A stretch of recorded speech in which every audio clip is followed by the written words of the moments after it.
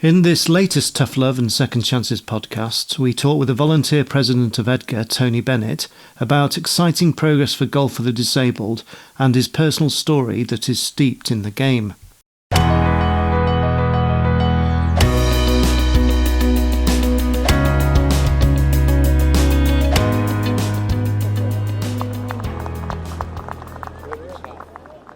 For people who have never tried golf, there are many perceived barriers to joining in. For those with a disability, these perceptions may well be stronger still. But people may be interested to discover that their route to the fresh air and natural surroundings of a golf course and to playing an absorbing game with proven health benefits is now becoming more accessible than you might think. Certainly the not-for-profit organisation EDGA can back up the above sales pitch. EDGA, which represents 39 countries, is looking to encourage 500,000 new golfers with a disability to enjoy the game. And leading this pitch since 2014 is Tony Bennett, the volunteer president of EDGA, which advises the most influential of the world's golfing bodies on everything G4D, which is golf for the disabled. Because of Tony's background in the game and unique knowledge of golf development, he must be as well placed as anyone to give good advice on the why and how the game can enhance key aspects of our lives. They may be easy questions to answer when you know golf and its value as a healthy game, but harder for people new to golf to understand. Although golf can actually be highly inclusive and a highly inclusive sport, its culture has all too often been seen as exclusive, something that we're all working hard to change. For the individual with a disability, golf can be a fantastic game. Many of our players who have serious impairments or medical conditions will tell you that golf's made a significant impact in their lives. The exercise, the confidence of learning a new skill, perhaps even feeling stronger and making new friends.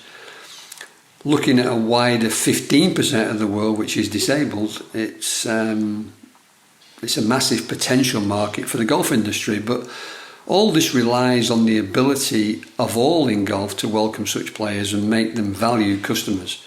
Everyone benefits if we can make this happen. While Bennett and EDGA colleagues like to answer those two short questions about golf, it leads to the same interesting questions for Bennett himself. The why volunteer the amount of time and how do you fit it all in with a busy full-time job? Tony started as a tour professional golfer when he was a young man and became a PGA professional coach, an experienced golf retailer, a national golf coach, then an educator and development specialist. He worked for 11 years for the then PGAs of Europe, now the Confederation of Professional Golf, before in 2018 using his amassed knowledge to become the head of disability and inclusion for the International Golf Federation, the recognised international federation within the Olympic and Paralympic movement. Under his steering, EDGA, alongside carefully chosen partners, has led in the development of G4D to help any new golfer to sample, which means try, participate, which means play on a course, and or compete, take your new skill as far as you can in tournaments. This pathway is really very important. We're helping our member nations to have everything in place to offer that journey from the very first chips and putts to fun, social golf, and to taking golf as far as they like in competition. Tony and his fellow volunteers wanted to expand their knowledge and help build G4D. The idea caught Tony's imagination so much that he put in the hundreds of hours of rigour needed to complete last year a PhD at the University of Durham. The PhD seeks to shine a spotlight on golf for the disabled, including why it deserves greater support. I enjoy working, but it's really about the fact that I love to learn. I've always found myself looking at things and asking why, asking questions. I wonder why they do this or that. What's this for? I think an appetite for work blurs the definitions of what a working day is. If the challenge is interesting, then I'll follow the path. But if I'm working, I'll be full on until finishing, however early or late that might be. But that's not being a workaholic, or at least I don't think so. I enjoy it. I'm also very fortunate that my family is closely invested in golf and also in my EDGA work. Tony's love of learning becomes apparent as he tells his story. He was born and grew up in Chorley, Lancashire. He didn't enjoy school learning, but favoured learning at sport, golf, football, swimming and basketball. I remember I was free to use my imagination and absorb myself in whatever the task. I remember kicking the football against the wall, and I'd be playing for England against Brazil. One moment I'd be the striker shooting at goal, and the next I'd be the keeper trying to save the team. Tony's father Howard was, and remains, a PGA golf coach of some renown. He coached among others Padraig Harrington and the Ireland team, who successfully won the Triple Crown. He didn't push young Tony into golf, but was thrilled when he caught the bug. I was 12, and then I loved having the opportunity to just go and do my own thing in a place where I felt pretty comfortable. I was out in the open, I could just work at it and then say to Dad, look, I'm having a bit of trouble hitting it left to right or whatever.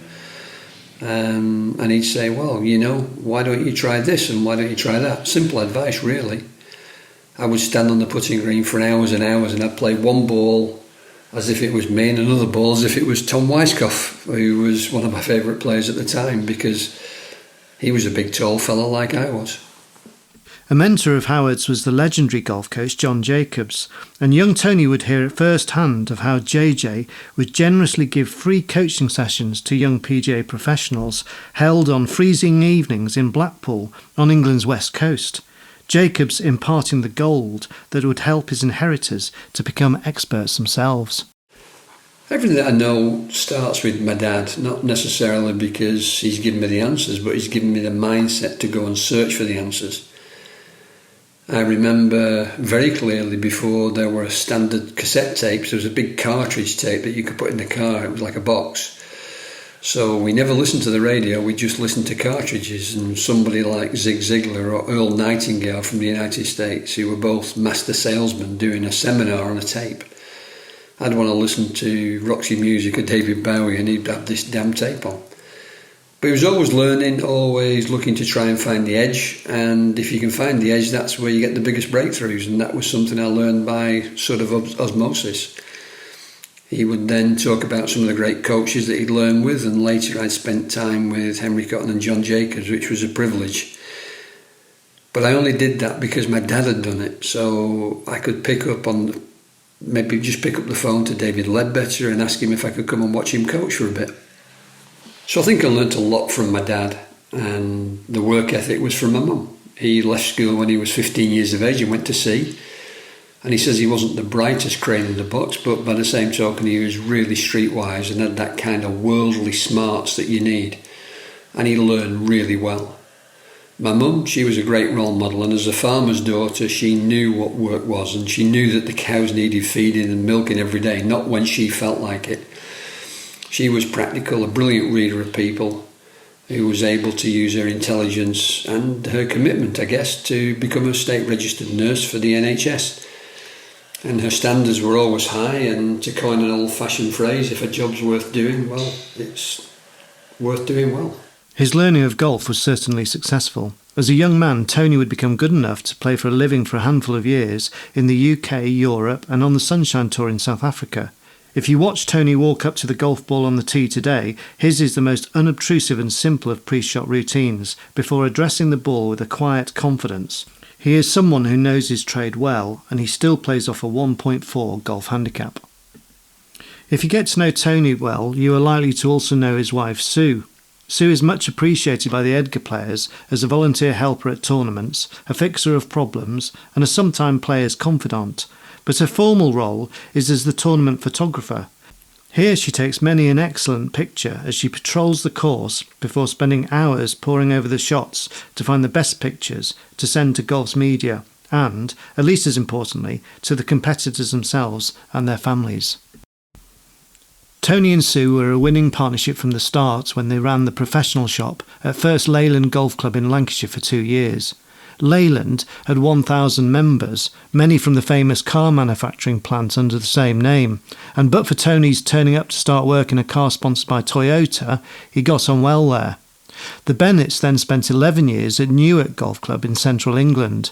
Happy days for the family, including their growing young son Scott. Together, they created a culture of excellent customer service which inspired loyalty, rather than relying on selling through discount or credit, as was the way then at many golf clubs. 30-odd years ago, visitors to the shop would find themselves being offered a coffee and a chocolate while they talked golf, they would receive a card on their birthday from the Pro Shop team with a voucher for a free lesson. As Tony's skill set changed gradually from simply coaching the swing to learning to coach people, the second half of the 1990s brought wider opportunity. His family made the life-changing move from England to Portugal.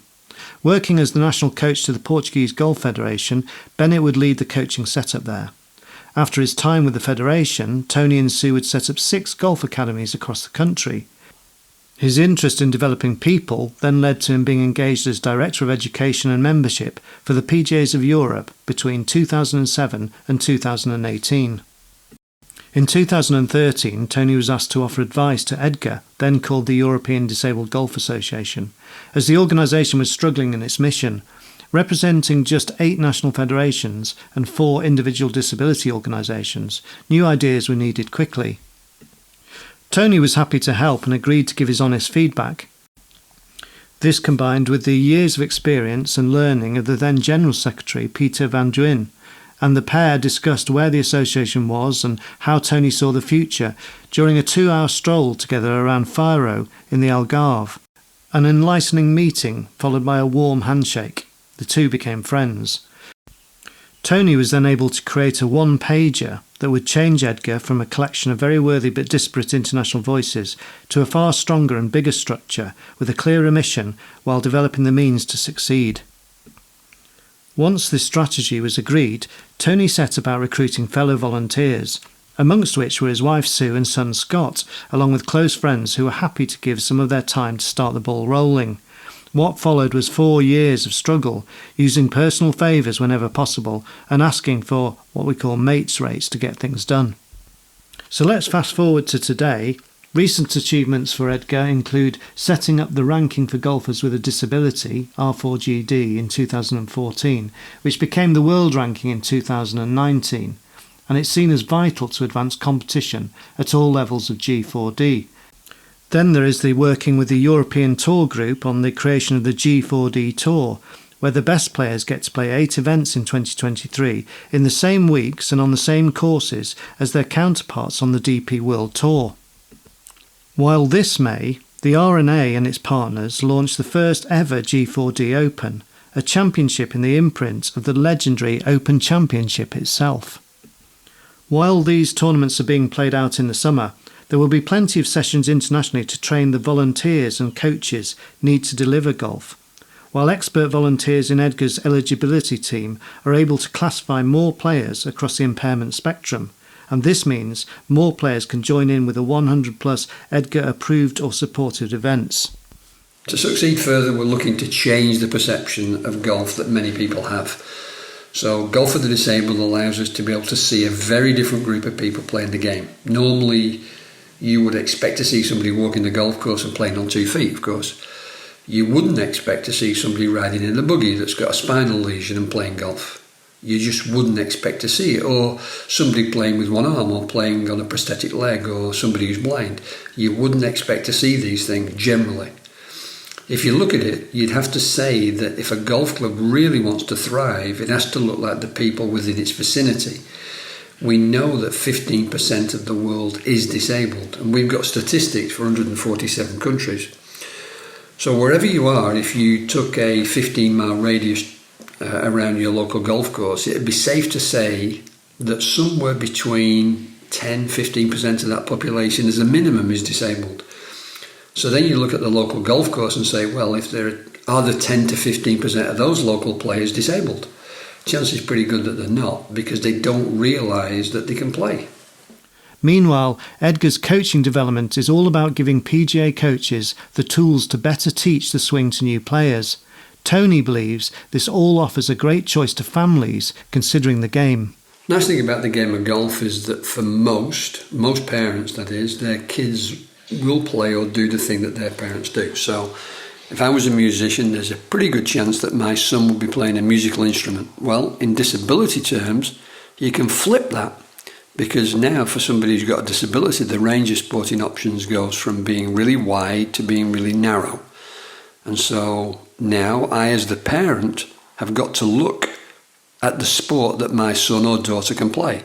And so I might well be attracted to that sport the sport of golf in this case, because my children can play that particular sport. One of Tony's great pleasures as president of EDGA is to engage with so many players with a disability who, apart from sharing unique stories, often use the phrase golfers first. That is, players who refuse to be defined by their disability. He admires this mindset.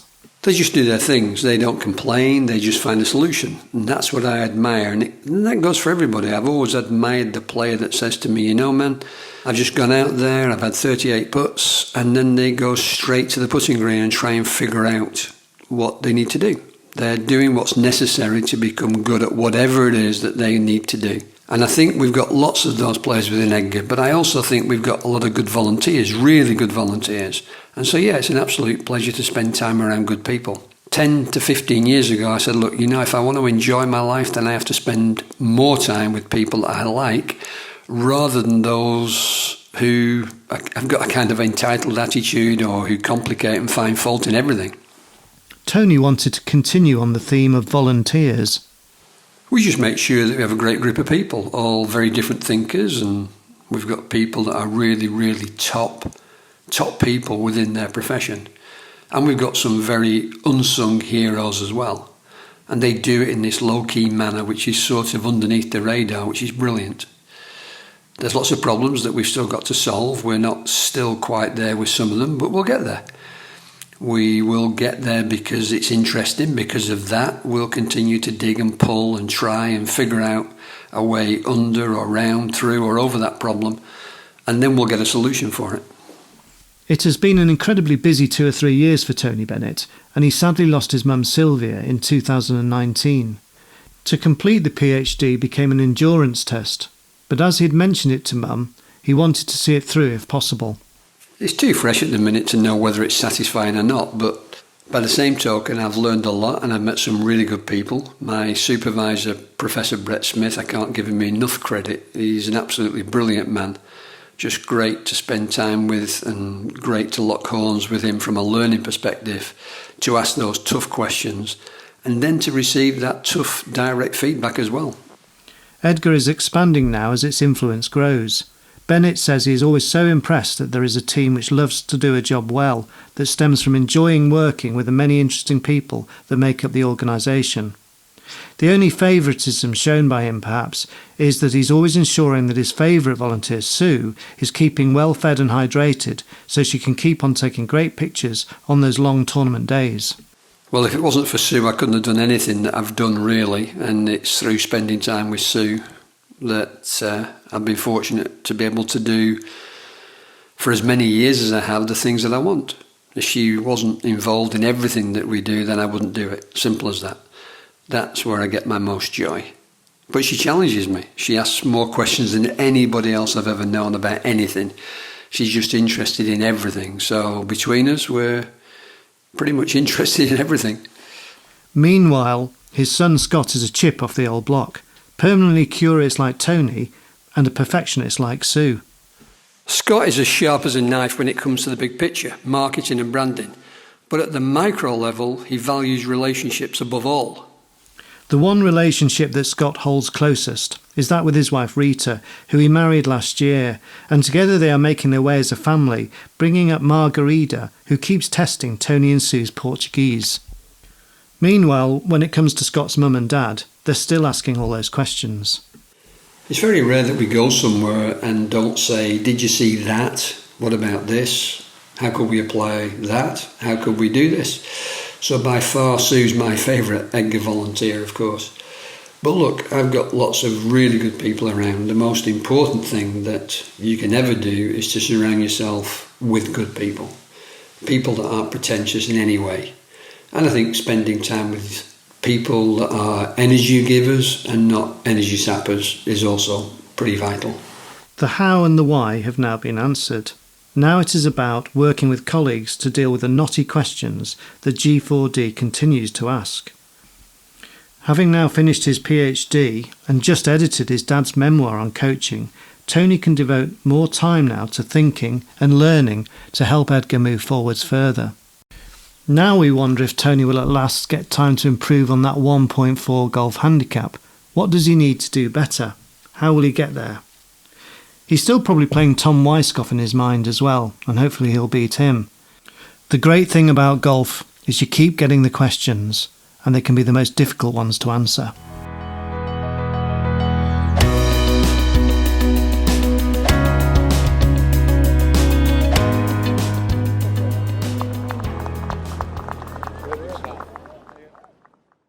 We would like to thank all our listeners to the EDGA Tough Love and Second Chances podcast. You can find more articles on our golfers on our website at edgargolf.com. Finally, thanks to Martin Maynard from Sounds Good for his excellent sound production on this podcast.